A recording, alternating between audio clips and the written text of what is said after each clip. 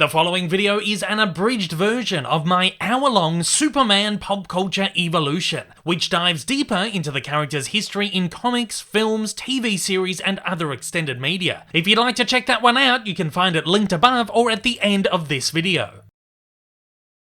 First debuting in 1938, Superman, the first true comic book superhero, was an instant sensation, immediately spawning a whole new world of popular culture that continues to strive in popularity today. As one of the single most portrayed characters in history, Superman has appeared in scores of animated productions, spanning television and feature films. In this video, we'll trace the inception and creation of the Man of Steel, and highlight his animated appearances over the course of more than 80 years. Prepare for liftoff in this edition of Cartoon Evolution.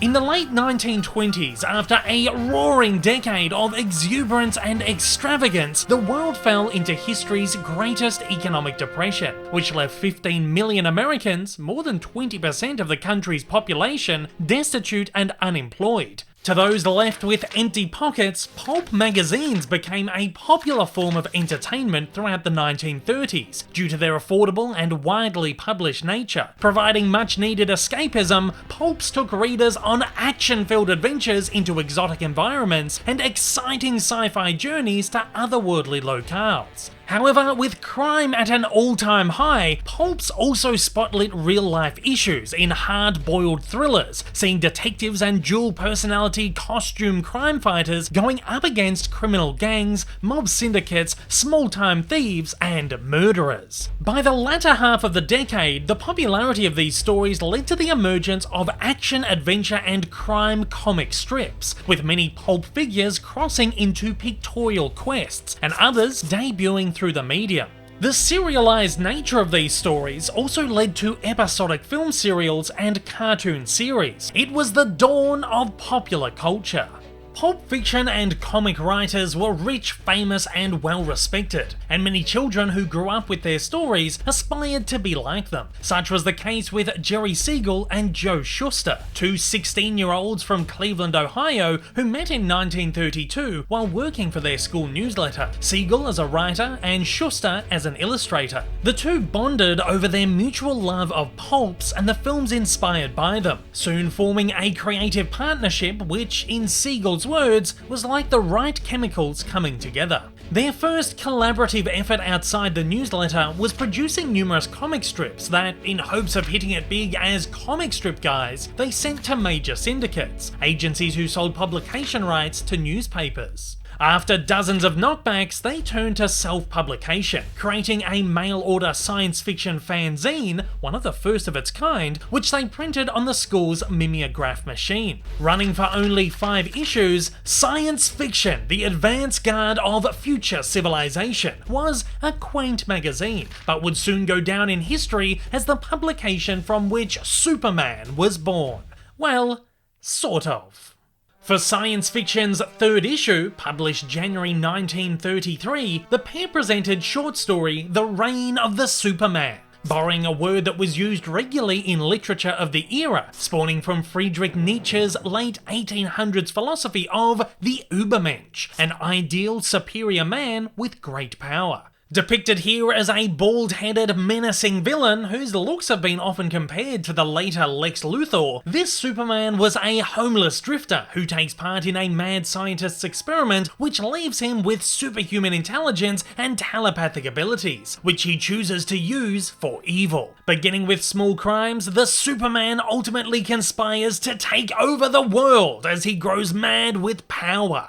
In the months following the story's publication, it occurred to Siegel that Superman as a hero rather than a villain might make a great comic strip character, one which would be infinitely more commercial and have more chance at longevity. Looking to Edgar Rice Burroughs' Tarzan for inspiration, he began writing the story of the Superman, a powerful being with superhuman strength and bulletproof skin, who uses his abilities for good in fighting local crimes. In a fairly visionary move, the duo told their story not as strips, but as a book-sized adventure, something that had only ever been done in the recently published Detective Dan, commonly considered the first comic book. Again, the pair shopped their book around, but were once more shut down at every step, with many considering it too juvenile. Siegel began re-envisioning Superman as a comic strip. While many syndicates showed interest, ultimately none committed. Despite these failures, Siegel noted a stubborn streak in him refused to abandon it, and again started from scratch. Siegel once again drew from pulp heroes like Tarzan, the greatest hero of the time, and John Carter of Mars, a human transported to the Red Planet where he finds himself with super abilities, while purposely flipping the formulaic interstellar adventures of Flash Gordon and Buck Rogers by leaving Superman on planet Earth to fight issues readers could identify with.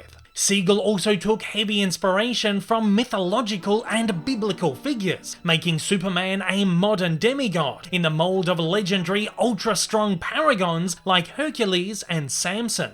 Siegel additionally drew from wider pop culture, noting the animated adventures of Popeye to be one of the strongest influences, devising to take their sensational super strength and action and play them for straight adventure instead of comedy, believing they'd make a dynamic adventure strip. For this reason, Popeye is often considered the precursor to the modern superhero, if not the first. The films of swashbuckling silent-era legend Douglas Fairbanks Sr., such as The Mark of Zorro and Robin Hood, however, would provide the greatest influence on Siegel and Shuster's imagination. The character of Zorro and his alter ego Don Diego de la Vega widely influenced the decision to give Superman the dual identity of Clark Kent. The name was an amalgamation of screen actors Clark Gable and Kent Taylor, though Siegel based the character on himself, an ambitious reporter, which he'd always desired to be, who was mild, meek, and awkward with girls. Enraptured with what he'd written, Siegel eagerly showed Shuster the next morning, immediately getting to work on the designs. Shuster noted, "Our concept would be to combine the best traits of all the heroes of history, so they blended the dynamic stance of Fairbanks' Zorro, the chiseled facial features of Johnny Weissmuller's Tarzan, and the muscle-bound physique of the mythological paragons." Shuster, a fan of strongmen, also looked to his idols in the field for visual reference. The Superman outfit took much from the tight-fitting athletic gear of the era, even emblazoning an emblem in the middle of his chest to make him distinctly recognizable. Superman's cape, which was added for colourful hyperdrama, took influence from those of pulp and adventure film heroes. Clark Kent, on the other hand, the bumbling comedic alter ego, took his looks from silent film comedian Harold Lloyd.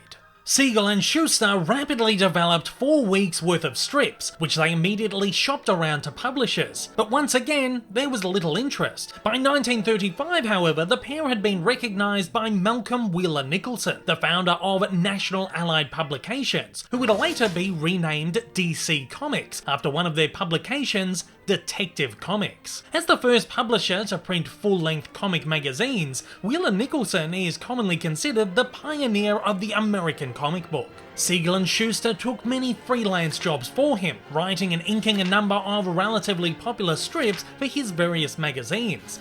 With National preparing to launch a 4th book, Action Comics, in 1938, they finally showed interest in Superman. Superman's origin story was approved for Action Comics #1, which flew onto newsstands that June, 5 years after they first used the name Superman in print. Now considered the first ever superhero comic, the super in superhero literally stemming from the super in Superman, Action Comics #1 was an instant hit, with a first run issue selling for over $3.2 million in 2014. It's now the single most valuable comic of all time. Superman's popularity only continued to soar, and within a year, a newspaper strip was launched and he was starring in his own comic book series, the first ever focused on a solo character. A lucrative franchise was spawned, with merchandise and appearances in promotional marketing. A Superman balloon floated at the 1939 Macy's Thanksgiving Day Parade, and the 1939-1940 New York City World's Fair held a Superman Day, where actor Ray Middleton appeared in person as the first first actor to ever portray the character officially. In 1940, The Adventures of Superman hit radio. Running for 11 years and over 2,000 episodes, it earned a listenership of 20 million in no time.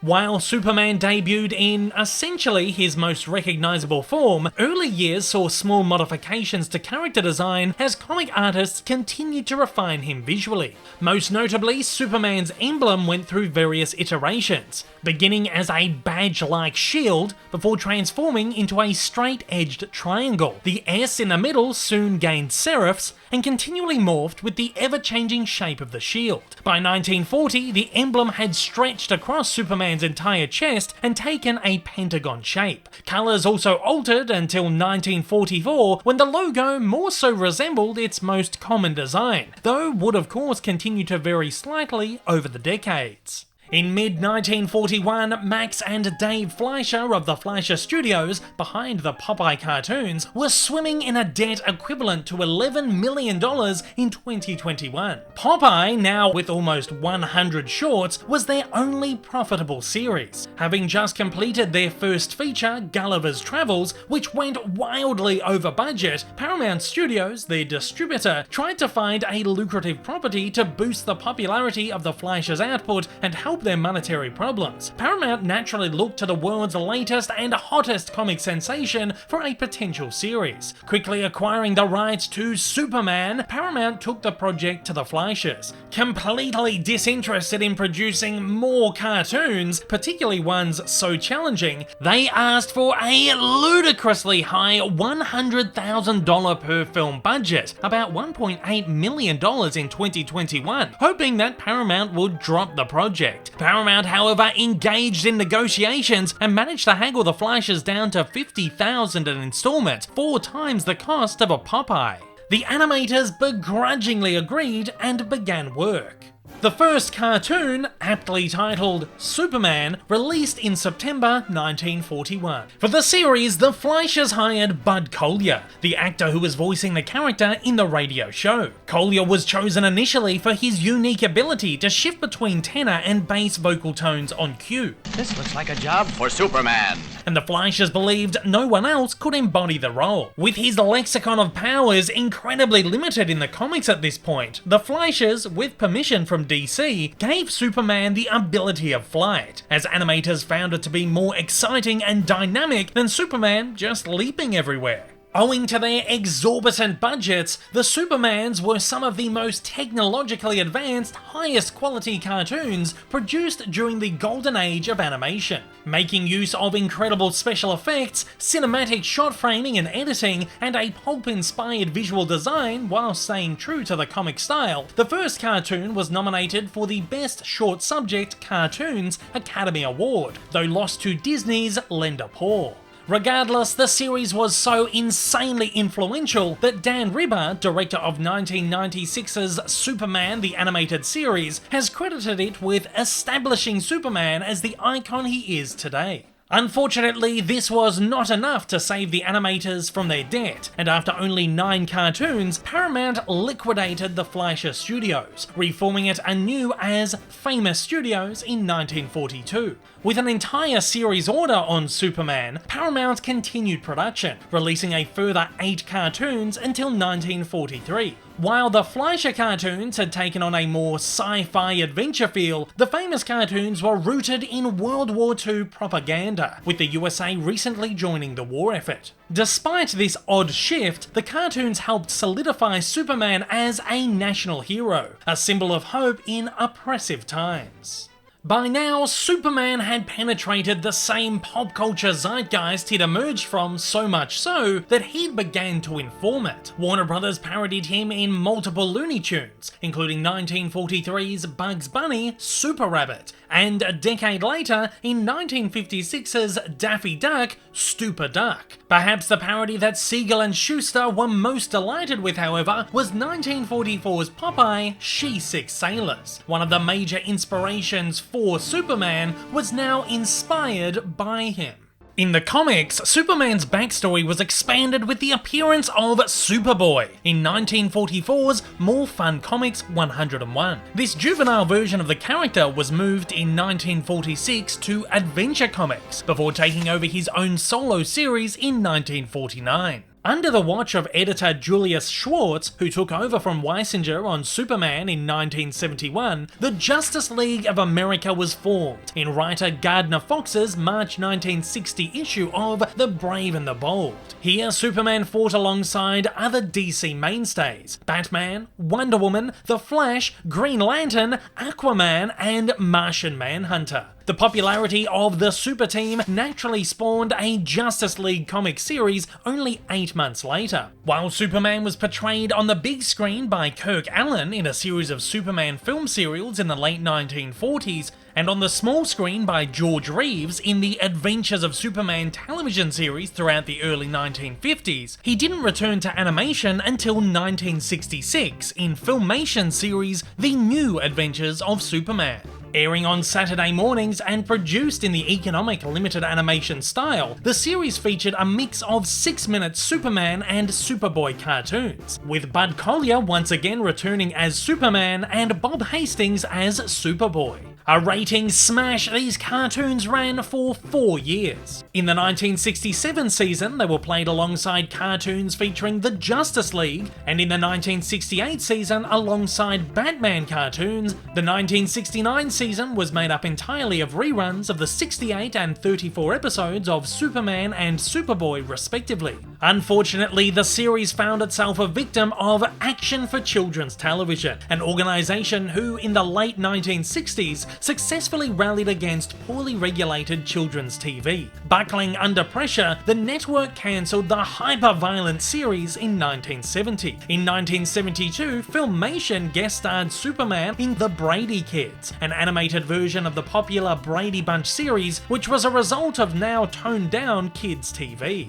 In 1973, Hanna-Barbera gained the rights to DC characters and launched the Super Friends series, based on the Justice League comics. Again produced in limited animation with designs respectful to the comics, the series lasted 1 season before being cancelled, likely due to its watered-down violence. However, renewed interest in superhero television with success of the live-action Wonder Woman series spawned a revival in 1977 as the all-new Super Friends Hour, which debuted to even higher ratings. Various iterations of Super Friends aired until 1986, with the roster and series title altering regularly. In the comics, Superman's popularity had diminished over time. By the 70s, he'd become so overpowered that writers struggled to find exciting stories for him with real stakes. In order to combat Superman's decline, writer John Byrne was tasked with reinvigorating him in 1986's 6-part limited series Man of Steel, a contemporary retelling. Byrne gave Superman a fresh look, reined in his powers, and gave Clark a newfound confidence. For a brief moment, audience interest was reignited. Throughout the late 1970s and 1980s, Superman's on-screen life was almost exclusively embodied by Christopher Reeve, who portrayed the character in a series of 4 feature films. Though in 1988, the character returned to TV animation in Ruby Spears' Superman, which retold his origins to align with the new mythos. Here, Superman appeared in a modern, vibrant design, similar to the Byrne depiction. It lasted 13 episodes, through which Bo Weaver voiced the character. While the role was taken on by Dean Cain in popular TV series Lois and Clark throughout the 1990s, and Tom Welling in the Superboy-inspired TV series Smallville throughout the 2000s, it was DC's TV animation that had a true renaissance over the period. In 1992, Warner Bros. Launched Batman the Animated Series, a dark, gritty, noir-drenched, adult-oriented show which drew heavy inspiration from the classic Fleischer cartoons. Running until 1995 with a follow-up series in 1997, it's one of the most critically lauded animated series in history, spawning a successful TV franchise known as the DC Animated Universe. The second series to launch in this universe was Superman the Animated Series in 1996, which featured the voice of Tim Daly. For this iteration, producer Bruce Timm and his animators continued to draw from the Fleischer shorts for their visual and narrative style, presenting a classical, more idealized version of the Superman mythos, while borrowing character traits developed by Byrne. The series saw Superman up against many villains, though primarily Luthor, Brainiac, and Darkseid. In a number of episodes, Supergirl even appeared. In its entirety, it ran for 54 episodes over 3 seasons until 2000. In that same year, a futuristic version of Superman appeared in a 2-part episode of Batman Beyond, voiced by Christopher McDonald. In 2001, the DC animated universe launched Justice League, which crossed over the Batman and Superman series and teamed the characters up with other members of the Super Team. With the character now voiced by George Newbern, the series ran for 52 episodes across 2 seasons, then spawned follow-up series Justice League Unlimited in 2004, which saw the League's roster of heroes expanded. Unlimited ran for a further 39 episodes across 3 seasons until 2006. While a Superman-Batman series was considered, Unlimited ultimately marked the final series in the animated universe. In 2004, an animated Superman, inspired by early designs, appeared in 2 comedic TV commercials for American Express, alongside comedian Jerry Seinfeld. Collectively known as The Adventures of Seinfeld and Superman, these now iconic ads starred Patrick Warburton in the role of Superman. With Supermania at an all-time high in 2006, following the release of Superman Returns starring Brandon Routh, Warner's developed the Legion of Superheroes, a child-aimed series centering on a young Superman fighting alongside the Legion. Set in the future, the series didn't share continuity with anything else, standing alone. The series also introduced Superman X, a clone of the original Superman. Each version was voiced by Yuri Lowenthal. A year earlier, KRYPTO The SUPERDOG, a short-lived series focused on the super-powered pup, debuted. Superman appeared in 1 episode, voiced by Michael Dangerfield. KRYPTO later appeared in the 2013 DC Super Pets shorts, in which Superman appeared, voiced by Armin Shimmerman. Though Superman has had more recent turns in live action, including portrayals by Henry Cavill in the DCEU franchise of films, and Tyler Hoechlin in the Arrowverse series, including Superman and Lois, animation is where the character continues to flourish. Debuting in 2007 was a new DC animated universe, in the form of feature-length straight-to-home media movies, mostly produced in limited digital animation. Kicking off the series was Superman Doomsday, based on the Death of Superman arc, immediately setting the tone for a darker, adult-oriented series of cartoons. The series currently encompasses over 40 features and more than 10 shorts, most of which are standalone adventures based on famous comic arcs. Currently, Superman has appeared in 23 films. Notable entries include 2008's Justice League New Frontier, a 1950s set Justice League origin story, the 2 Superman-Batman adventures, 2009's Public Enemies and 2010's Apocalypse, 2013's Superman Unbound, co-starring Supergirl, 2017's Justice League Dark, and its follow-up Justice League Dark Apocalypse War, which retold Jack Kirby's New Gods arc. 2018 and 2019's second Death of Superman adaptation, including Death of Superman and Reign of the Supermen, 2020's Superman Red Sun, set in an Elseworld where Kal-El lands in Soviet Russia and becomes a communist dictator, and 2020's Superman Man of Tomorrow, a retelling of a young Superman's early adventures. He additionally appeared in the 2010 short film Superman Shazam! The Return of Black Adam. Across these, he is seen in different variations of style, design, and personality, with numerous voice actors taking over the role, including Tim Daly, George Newbern, Jerry O'Connell, Alan Tudyk, Adam Baldwin, Kyle MacLachlan, Matt Bomer, Jason Isaacs, Mark Harmon, James Denton, Mark Valley, Sam Daly, Benjamin Bratt, and Darren Criss. Other recent TV series to feature Superman include 2004's The Batman, in 2 team-up episodes voiced by George Newbern, Young Justice, originally running from 2010 to 2013 and revived in 2019, which saw an adult Superman supporting a teenage Justice League,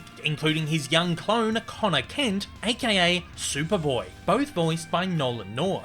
2016's Justice League Action, a modern Justice League revival featuring stylized animation, starred Jason J. Lewis in the role. He's also had recurring appearances voiced by Max Mittelman in 2019's ongoing DC Superhero Girls, featuring a female-led teenage super team including Supergirl, and sporadic appearances voiced by James Wolk in 2019's ongoing animated series Harley Quinn. He additionally appeared, voiced by Channing Tatum, in Lego Style in the Lego Movie 1 and 2 and the Lego Batman movie spin-off. Over the years, Superman has appeared in thousands of comics, selling more issues than any other superhero in history. He also remains the single most portrayed superhero on screen and in extended media. With his 85th anniversary fast approaching and the character showing no signs of slowing down, it's clear that the Man of Steel is truly immortal.